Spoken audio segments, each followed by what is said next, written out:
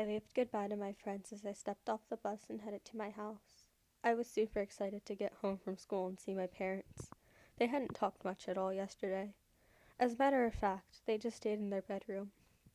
They hadn't been feeling well. I ran up the stairs of the front porch and swung open the front door with a big cheesy grin on my face. However, when I opened the door, there was no one in the den. The television was off and the house seemed to be abnormally quiet. I took a step in and started calling out. "Mom? Dad?" I called. I knew they were supposed to be here. Dad had the day off, and Mom didn't have any plans with her girlfriends until next week, right?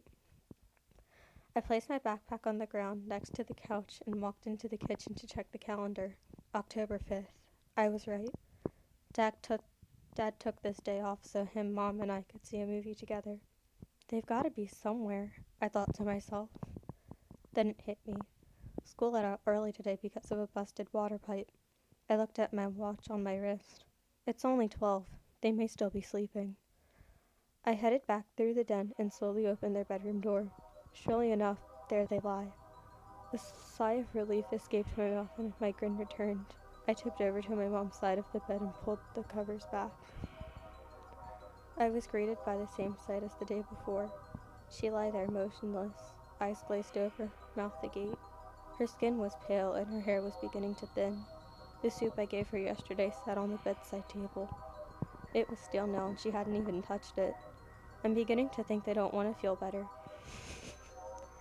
I placed the cover back over her head, grabbing the old soup, and left the room slowly, closing the door behind me.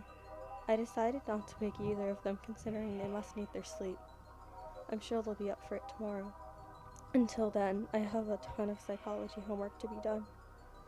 We're doing this report on people who have some type of disorder causing them to live in denial of even some of the most obvious things. I couldn't imagine living like that.